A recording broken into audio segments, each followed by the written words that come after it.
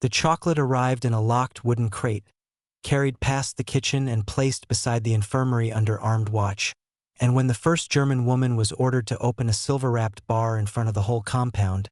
she dropped it into the dirt as if it were a grenade, because every prisoner knew that food never came with guards unless someone expected something terrible to happen. The morning count had barely ended when the American truck rolled through the gate, carrying 3 wooden crates covered with canvas, and the women in the compound turned from the fence as the guards unloaded flour, soap, and one smaller box that was not taken to the kitchen like the others. A German nurse named Marta was called from the barracks to translate the label, and when she read the word chocolate, the line behind her shifted at once, because the women had not seen real chocolate for years, and the careful way the guards handled the crate made it feel less like a gift than a test. The American sergeant placed the crate on a table outside the infirmary and opened it with a crowbar,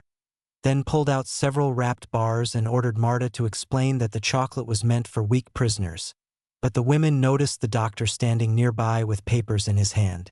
A thin prisoner named Liesel was chosen first because she had fainted the night before, and when the sergeant placed a bar in her palm, she stared at the silver wrapper, stepped backward, and let it fall into the mud while the other women moved closer around her. Marta tried to calm them by translating the order again, but Frau Keller, the oldest woman in the barracks, pointed toward the infirmary and demanded to know why medicine and chocolate had arrived together, and why the kitchen workers had not been allowed to count it. The sergeant ordered the compound gate closed to stop the crowd from spreading, yet the sound of the latch made the women think they were being trapped, and several prisoners pulled Liesel away from the table before the doctor could examine her. A guard picked up the fallen chocolate and tried to return it, but Keller slapped his hand aside with a folded ration card, not hard enough to injure him, but strong enough to make every woman see that someone had finally refused an American order in public. The sergeant did not punish Keller, and that made the moment worse, because instead of anger he sent a runner to headquarters, locked the crate again, and told the doctor to wait, while the women whispered that no poisoner would shout before acting. By noon, no weak prisoner had eaten, the infirmary line had vanished, and the unopened crate sat between the guards and the prisoners like a loaded weapon, while Marta realized that the real danger was no longer the chocolate itself, but the speed at which fear had taken command of the camp. Before we continue, take a moment to subscribe, because what happened after the chocolate crate was locked again would divide the entire camp and push the prisoners into a crisis no guard expected. The rumor reached the laundry shed before lunch, and by the time the women were ordered to carry blankets to the wash boilers,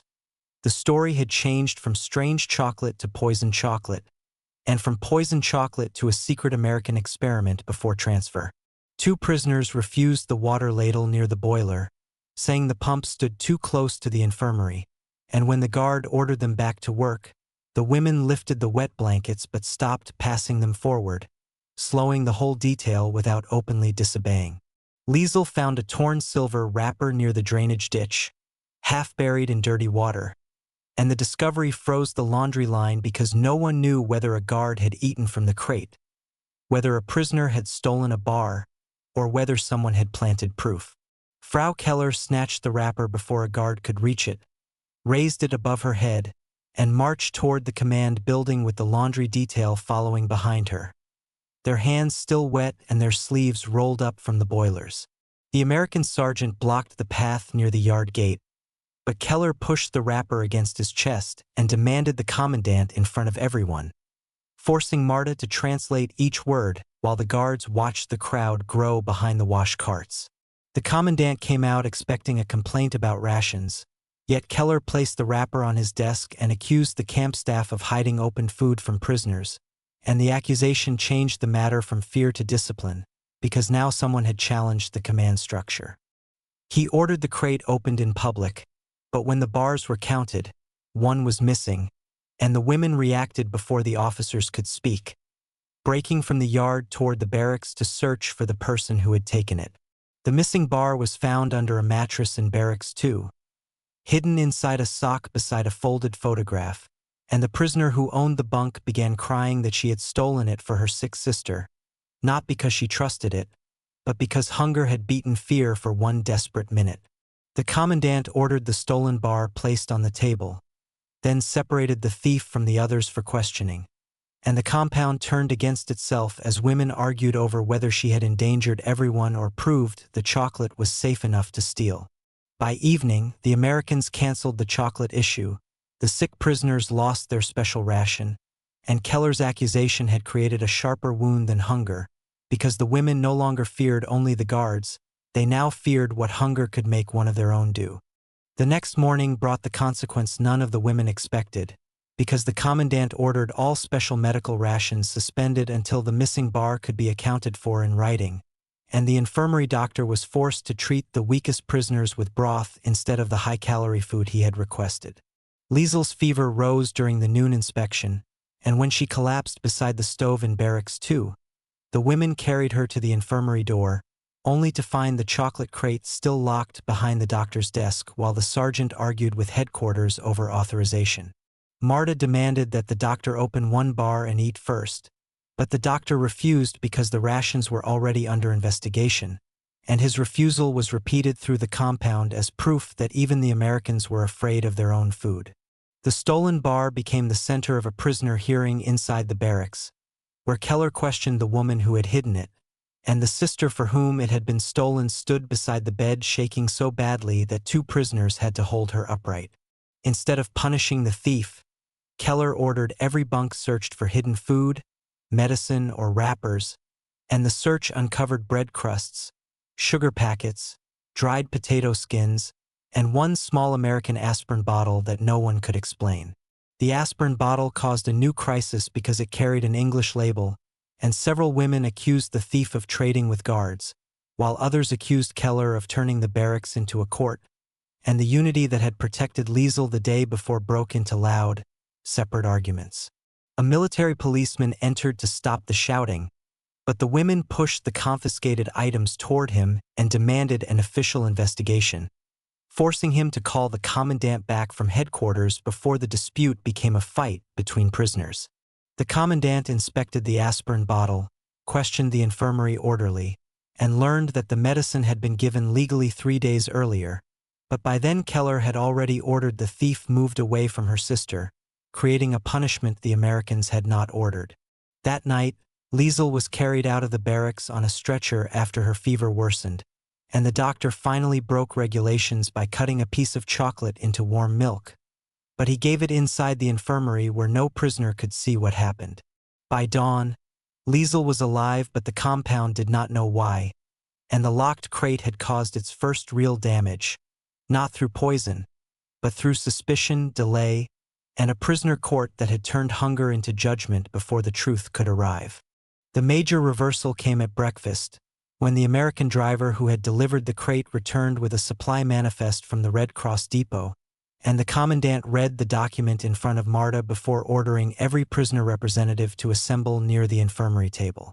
The manifest showed that the chocolate had been sent for malnourished prisoners because several women had failed medical inspection, and the doctor's clipboard had not been a death list or experiment record, but a weight chart used to decide who needed extra calories first. Marta translated the document twice, yet the women did not move until the commandant did something none of them expected, taking one wrapped bar from the crate, breaking it in half, and eating a piece himself while the American guards watched in complete silence. The act broke the poison rumor instantly, but it created a new problem, because Keller realized that her accusation had delayed food for the sick, and before she could speak, Liesel was brought from the infirmary doorway, pale but standing, holding the cup of chocolate milk that had helped her through the night. The prisoner who had stolen the bar was released from separation and brought back to her sister, but instead of apologizing, she opened the recovered chocolate in front of everyone and gave the first piece to Liesel, forcing the entire compound to face the cost of their fear. Then the commandant revealed the missing wrapper had not come from the crate at all, because a guard had bought his own chocolate from the post exchange and thrown the wrapper near the laundry ditch, a careless act that had nearly turned a medical ration into a camp rebellion.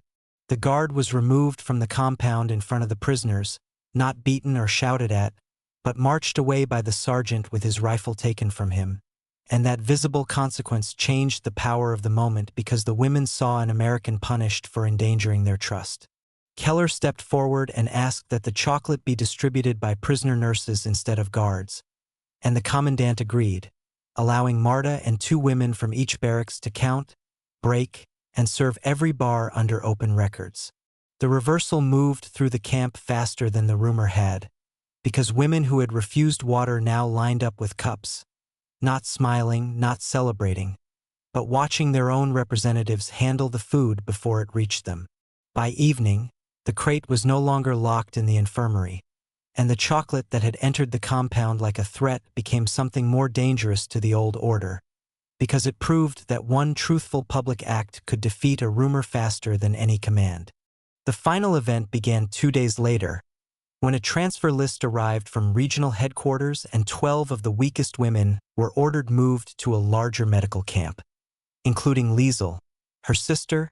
and the prisoner who had stolen the bar. The transfer created a new fear because no one knew whether the women were being rewarded with treatment or removed because they had embarrassed the compound, and Keller demanded to travel with them as prisoner representative, but the commandant refused because her name was not on the medical list. During the loading of the ambulance truck, Liesel's sister tried to hide one piece of chocolate inside her sleeve, not to steal it this time, but to carry proof that the food had been real, and the sergeant saw the movement but did not stop her. At the gate, Keller pushed through the line and placed the camp ration ledger into Marta's hands, ordering her to keep the open distribution system after the transfer, because if the women returned to fear, the same disaster would happen with bread, medicine, or letters. The commandant then made the decision irreversible by posting a new order on the infirmary door, stating that all special rations would be counted by 1 American officer, 1 medical worker, and 2 prisoner representatives before distribution. The order changed the camp at once, because the women were no longer only recipients of food. They had become witnesses to the process, and the guards could no longer hide behind closed crates, unclear labels, or hurried commands.